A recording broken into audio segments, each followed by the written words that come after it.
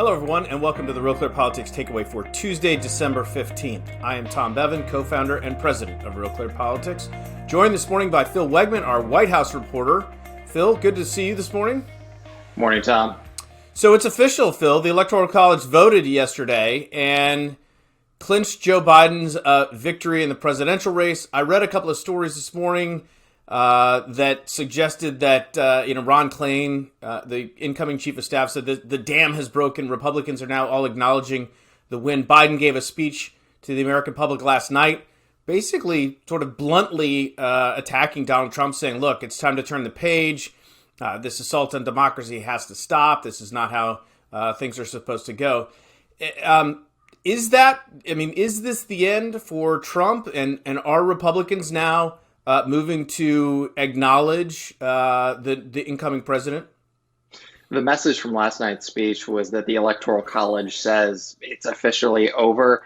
And the message from Joe Biden is that it's finished. I think it's remarkable if you look at that speech. He went line by line, showing the receipts in terms of recounts, in terms of judicial battles, to really finally make an argument that all the allegations that something illegal or untoward happened during the election were false. And this is a change from Joe Biden thus far, because up until this point, he sort of sidestepped allegations. He didn't pay a lot of attention to what Trump and Trump world were doing.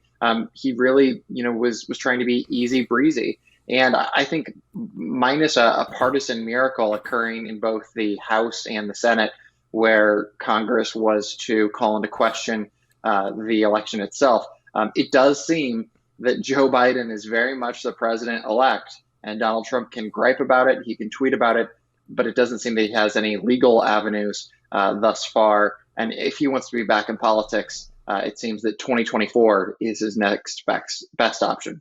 So that leaves us, Phil, with one piece of the 2020 election remaining, and that is the runoffs down in Georgia. Early voting, in-person early voting starts today. And obviously both parties, the stakes are very, very high down there. What's your sense of where things stand? We had some polls come out recently from Trafalgar, who's a Republican pollster who got it mostly right in 2016, certainly more so than a lot of other pollsters, showing the Purdue race, basically a tie, and Kelly Loeffler with a 3-point lead. I think this thing is going to be really, really close.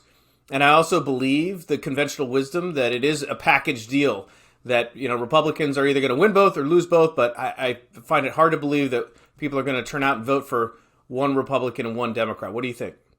Well, I've been hearing that conventional wisdom from day one. Republicans certainly believe that incumbency gives Loeffler and Purdue an advantage. But yes, they believe that those two rise and fall together. There may be a shift in momentum, though, because while Donald Trump has made allegations about the presidential election, as he's been stoking those fires, the Republican base there that is very much loyal to Trump wants to see more from their Georgia Republicans in terms of challenging the presidential election. And I asked Donald Trump about this on Thanksgiving Day when I said point blank, how do you expect voters who you told the presidential election was unfair to turn out in Georgia? And he raised the possibility of some type of fraud or unfairness down there. I think that perhaps depresses the Republican base, and it gives Biden an opportunity without that baggage to go down to Georgia, which he's going to be doing in the coming weeks, and push for Warnock and Ossoff, because both sides know that these two seats are going to determine what the next 4 years look like. I mean, you can't even stress that enough, right? It changes the entire trajectory. I mean, Joe Biden goes from someone who says, I'm going to work with Republicans, I can work with Mitch McConnell too. Yeah, I'll work with him. But instead of him having to go to McConnell, if McConnell is still the majority leader, instead he and Schumer in the Senate have a much stronger play. I mean, this is basic political arithmetic, and everyone has their eyes open to this.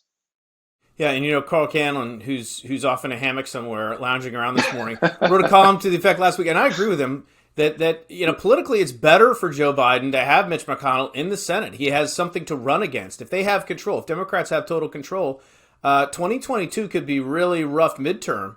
Not to mention the pressure that he would feel from his left flank in terms of, jamming through all of these things that are on the Democratic wish list that will certainly get through the House. So I think it's actually better politically for Joe Biden if the Republicans hold on to those seats, one or both in Georgia. But I think it's going to be close. And, obviously both parties know where their voters are. They just turned them out. So it comes down to who can get them back to the polls. And as you mentioned, there's mixed messages, certainly on the Republican side, just in the last few days. All right, Phil, we've got to leave it there. Thank you for joining me this morning. Thank you, sir. Phil Wegmann, I am Tom Bevan, co-founder and president of RealClearPolitics, and this has been the RCP Takeaway for Tuesday, December 15th.